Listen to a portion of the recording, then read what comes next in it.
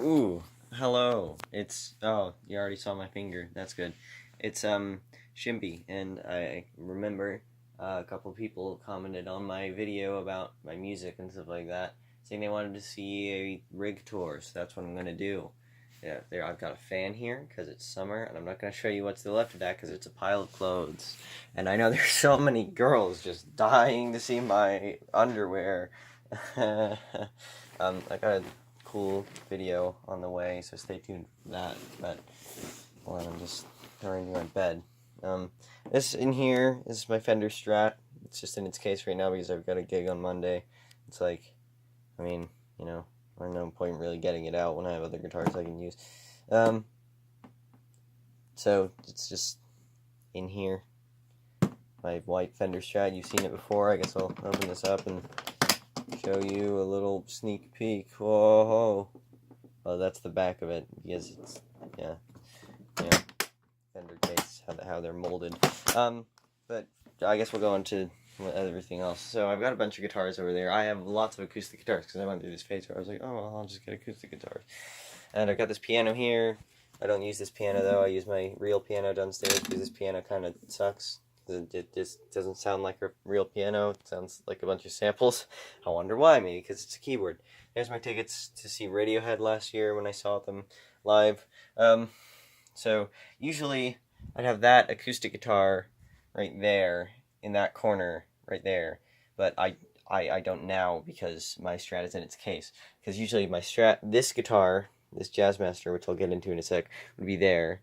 My Strat, which is right there, oh, you saw the pile of clothes. God damn it. Okay. Well, usually my Strat would be right, the Strat in that case would be right here, and then that acoustic right there would be there.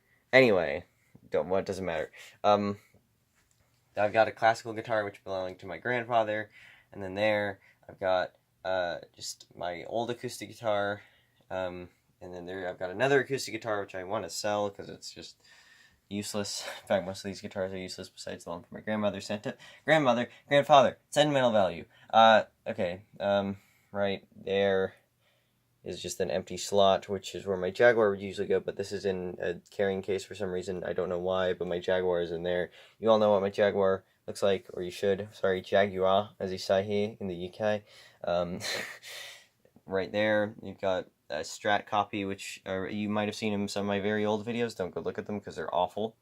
I wasn't a guitarist, but I made tutorials because, that's how it goes. Anyway, I painted it blue a little while ago, and then I've got this other really crappy Strat copy. These are both in alternate tunings. This one is in C, C, E, B, G, D. This one is in G, G, D, D, D sharp, D sharp. Sonic Youth. Anyway, so let's get into this. This is my painted Jazzmaster, which thanks to my mom for doing the paint job on this. It's got a Fender custom shop cables. That's how you know I'm a professional, right?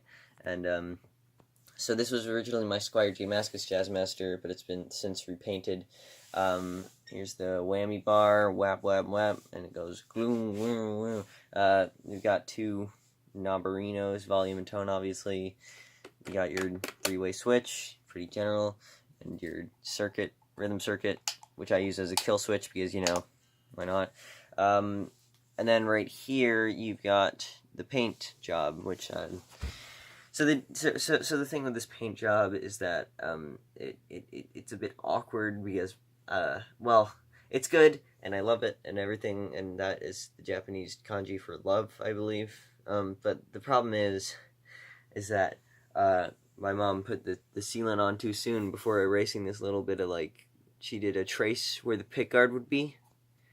And so she put on the clear coat finish, or the gloss finish or whatever, before erasing this. So now there's little bits of pencil and little bits of mistakes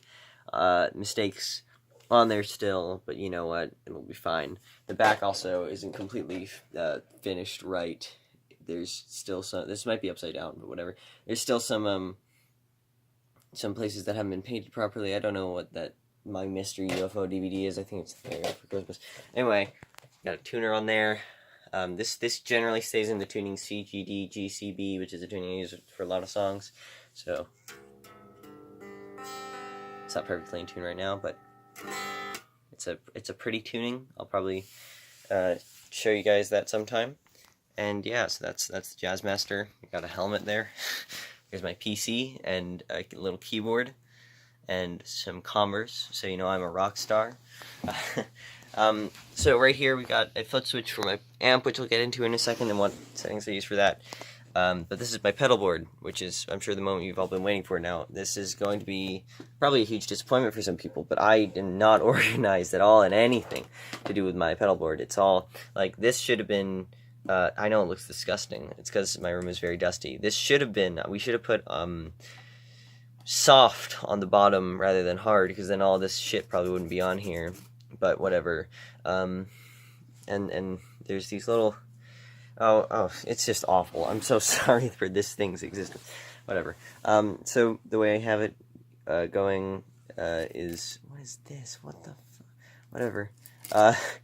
So obviously guitar comes around here, and it goes into this, which is a Crybaby Wah. I still haven't taken this warning sticker off, but whatever. Then that goes into my Big Muff Pi. Ooh woo. It's pretty, you know, just a big muff. Why not? Then we got, I mean, the Big Muff is probably my go-to, like, fuzz and distortion. I really like it. These are the settings I use. Generally, I have the tone actually about there, but whatever. Keep it at 12. Sustain on max because, sustain, I don't know. We got an Ibanez Tube Screamer. These are the settings I generally use. It gives it a little bit of oomph. Using the Big Muff and the Tube Screamer sounds really weird, but it makes it very muddy, and I kind of like the tone. I generally, though, use the Tube Screamer if I want to add a little bit of oomph, and then I turn on the heavy distortion on my amp if I want to, like, really push it. And then we've got this Phase 95 MXR, which has something wrong with it right now. I don't know what it is. Let me explain. I have a friend called Jack who gave this to me for Christmas last year, and I'm very thankful. I would not pay more than £10 for this, but I own it now because he didn't want it. So, you know, true weeb, right? So then we've got a small clone chorus, very, very nice chorus, would recommend. You got a flashback delay. These are the settings I generally keep this on. Generally keep my small clone here. You know, obviously that's my Tube Screamer. This is the setting I keep my face on. But yeah, these are the settings I keep it on for, like, all of these, just because I think it sounds the nicest. But I usually keep it on looper because it's nice to loop. I'm probably going to get a different looper, though, because looping and delay probably sounds cool. So then we've got my Cathedral, which these are not the settings I generally use. I was experimenting the other day. I usually have it like this. So all the way across at like 2 o'clock, just because it sounds nice. And I usually have it on like either Hall, Reverse, or Echo, but I do like the Accu and Grail Springs a lot. And yeah, so that's that. I also go on to Grail Flurb if I want to do some hardcore noise. There's some really cool noises you can get out of the Grail Flurb. And the Echo actually has some cool noise too. And then you can go like and switch from between preset and normal, and then you put some heavy distortion on it and it sounds really weird. So I'm running out of time to record because my phone has like no memory on it because I have so much music on it, but you know, worthy sacrifice. Here we've got some slides, picks, just for miscellaneous picks, big fat ones, big little ones. This is an Afro comb. All I'm going to say about the Afro comb is a magician never reveals his secrets. So then we've got my amp, and my amp settings. Generally, I like to have a little bit less treble than middle around like 12 to 2, and then bass around like 1 to 3. Presence 12-ish. Reverb, I put the reverb on max because either I have lots of reverb or no reverb. You know how we do it, shoegaze boys. Low gain channel, high gain channel, and then I've got like this Tascam recorder, which I haven't used yet, but I'll probably get to using that at some point. Audio Technica AT2020, which goes out onto Ah, that's bright, isn't it? My Behringer UMC 204, I believe, has 2 slots. I'm learning Japanese at the moment. True weeb. Which goes into Cubase, which is the software I use for recording audio, or Audacity if I'm feeling lazy.